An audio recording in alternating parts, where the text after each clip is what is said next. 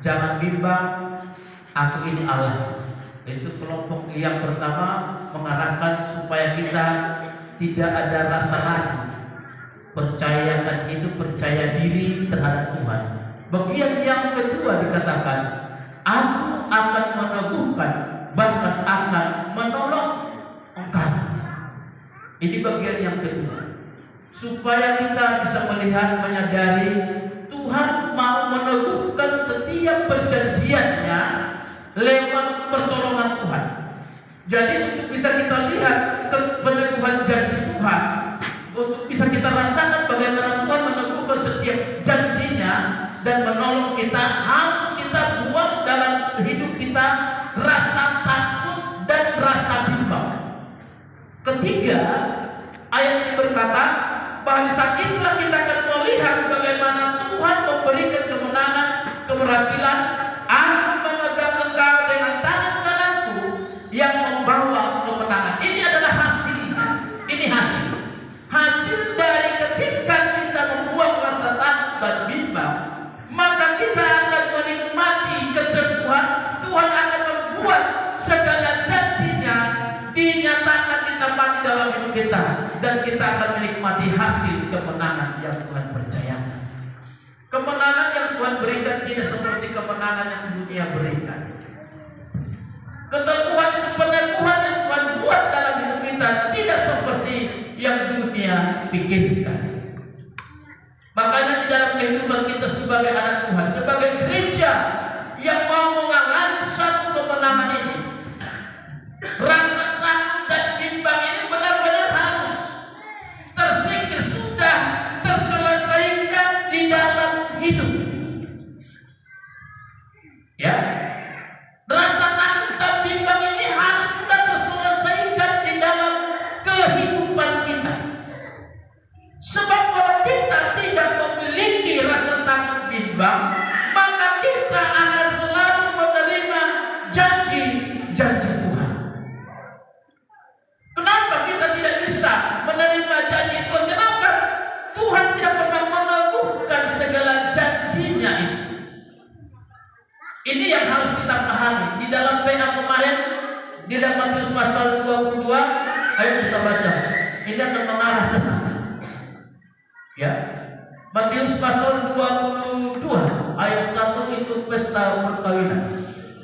Perumpamaan pesta perkawinan.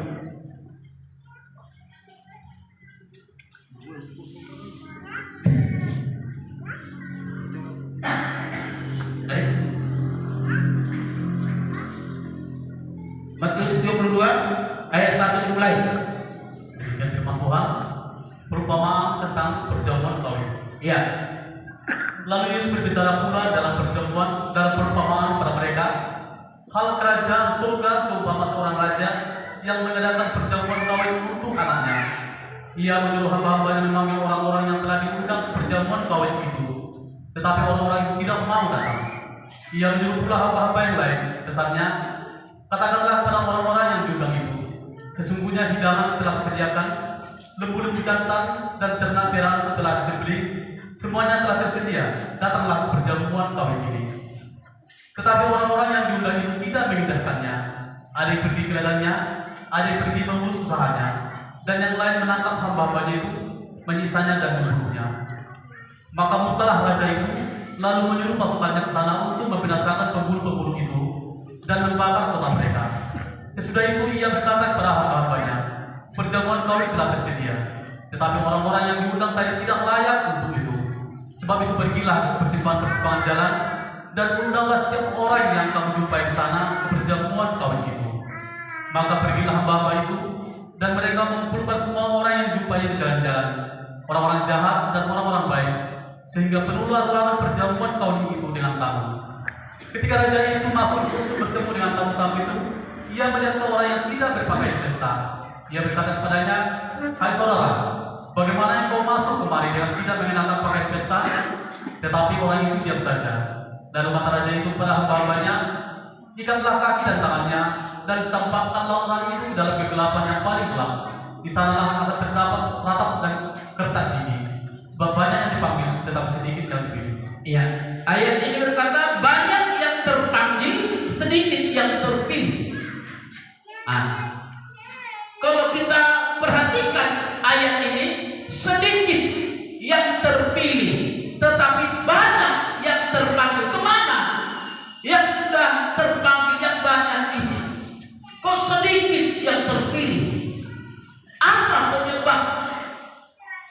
Di dalam pembacaan ini, dalam perumpamaan tentang perjamuan kawin, diawali karena ada rasa takut dan bimbang bagi setiap orang yang sudah terpilih.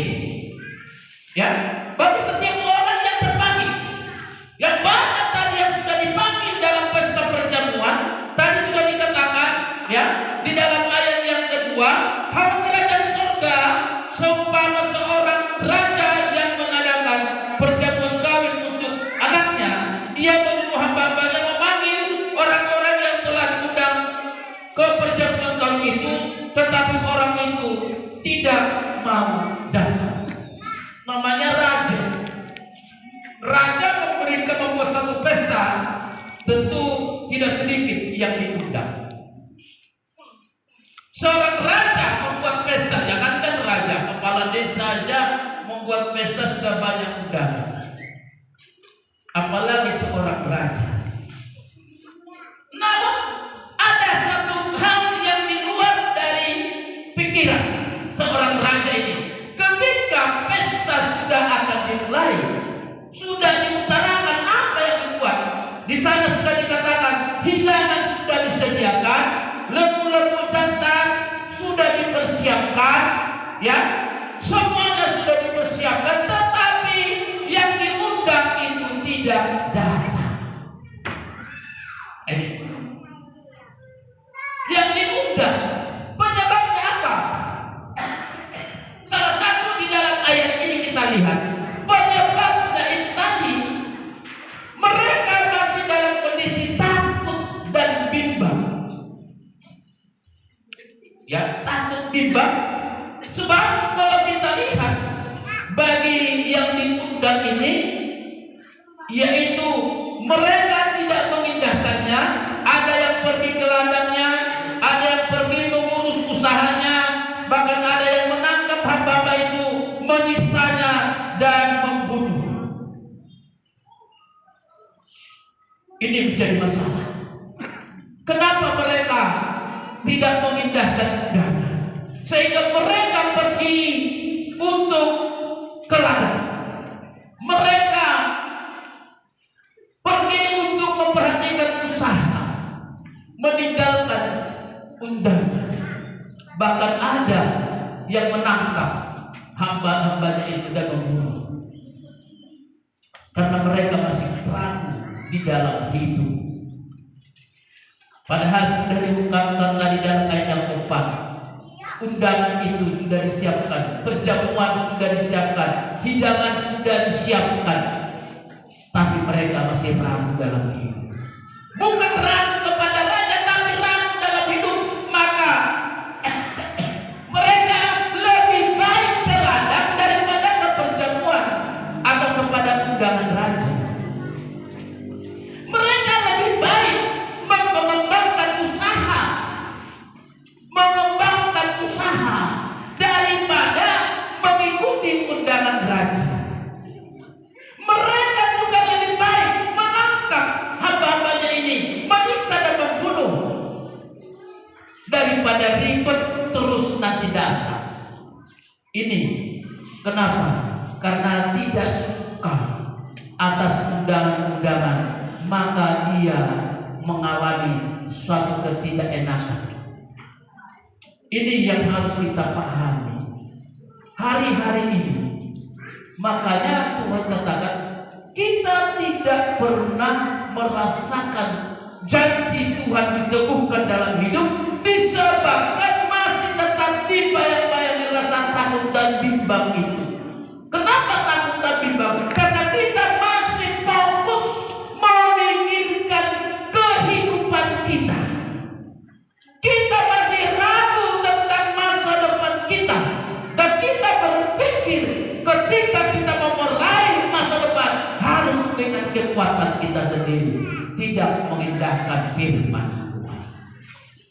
Di sini membuat seringkali banyak orang takut. Takut itu bukan karena dia tidak bisa melakukan, tapi takut masa depan hidupnya tidak tercapai ketika dia mulai yakinkan dalam undangan tadi. Ini harus dijaga.